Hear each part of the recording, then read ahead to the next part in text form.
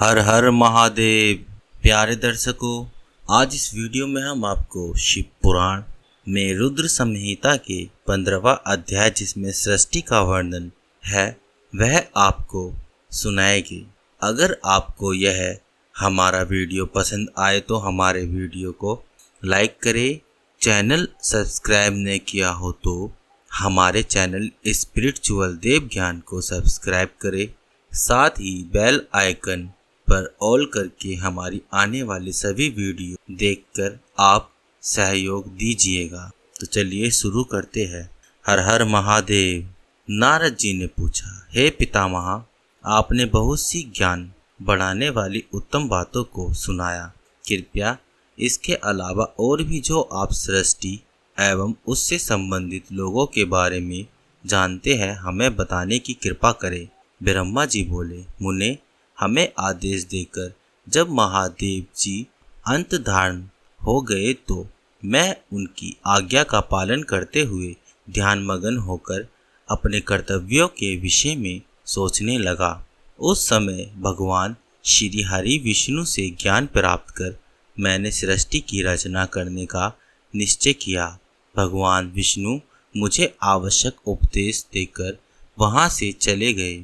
भगवान शिव की कृपा से ब्रह्मांड से बाहर बैकुंठ धाम में जा पहुँचे और वहीं निवास करने लगे। सृष्टि की रचना करने के उद्देश्य से मैंने भगवान शिव और विष्णु का स्मरण करके जल को हाथ में लेकर ऊपर की ओर उछाला। इससे वहाँ एक अंड प्रकट हुआ जो 24 तत्वों का समूह कहा जाता है। वह विराट आकार वाला अंड जड़ रूप में था।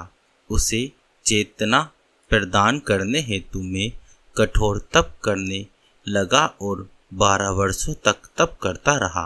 तब श्री हरि विष्णु स्वयं प्रकट हुए और प्रसन्नता पूर्वक बोले। श्री विष्णु ने कहा, ब्राह्मण, मैं तुम पर प्रसन्न हूँ। जो इच्छा हो वह वर मांग लो। भगवान शिव की कृपा से मैं सब कुछ देने में समर्थ हूँ। ब्रह्मा बोले, महाभाग, आपने मुझ पर बड़ी कृपा की है। भगवान शंकर ने मुझे आपके हाथों में सौंप दिया है।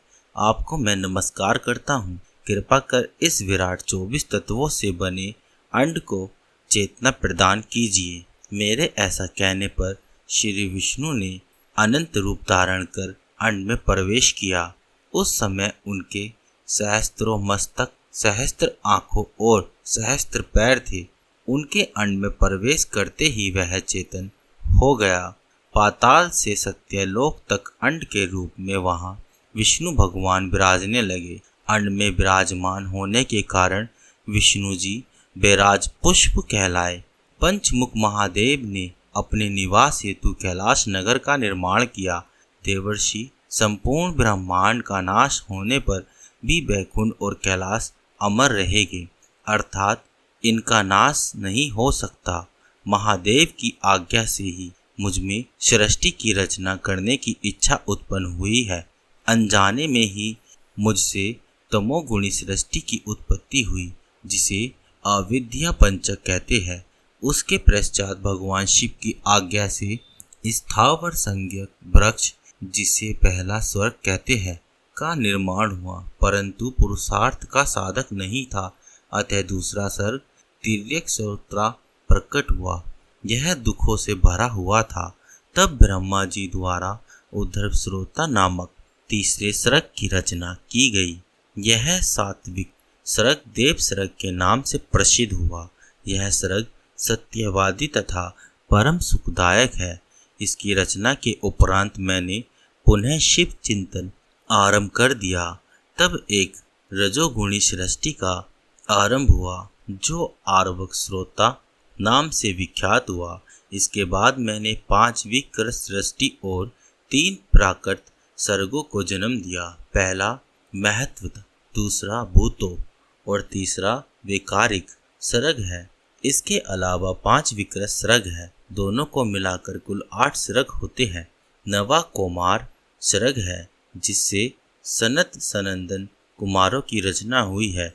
सनत आदि मेरे 4 मानस पुत्र हैं जो ब्रह्मा के समान हैं। वे महान व्रत का पालन करने वाले हैं। वे संसार से विमुख एवं ज्ञानी हैं। उनका मन शिव चिंतन में लगा रहता है। मुनि नारद, मेरी आज्ञा पाकर भी उन्होंने सृष्टि के कार्य में मन नहीं लगाया। इससे मुझ में क्रोध प्रवेश कर गया। तब भगवान विष्णु ने मुझे समझाया और भगवान शिव की तपस्या करने के लिए कहा। मेरी घोर तपस्या से मेरी भौं और नाक के मध्य भाग से माहेश्वर की 3 मूर्तियां प्रकट हुई, जो पूर्णांश सर्वेश्वर एवं दयासागर थी, और भगवान शिव का अर्धनारीश्वर रूप प्रकट हुआ। जन्म मरण से रहित परम तेजस्वी सर्वज्ञ नीलकंठ साक्षात उमा बल्लभ भगवान महादेव के साक्षात दर्शन कर मैं धन्य हो गया। मैंने भक्ति भाव से उन्हें प्रणाम किया और उन्हें प्रसन्न करने के लिए उनकी स्तुति करने लगा। तब मैंने उनसे जीवों की रचना करने की प्रार्थना की। मेरी प्रार्थना स्वीकार करते हुए देवाधिदेव भगवान शिव ने रुद्र गणों की रचना की। तब मैंने उनसे पुनः कहा, देवेश्वर शिव शंकर, अब आप शंकर की मोह माया में लिप्त ऐसे जीवों की रचना करे जो मृत्यु और जन्म के बंधन में बंधे हो।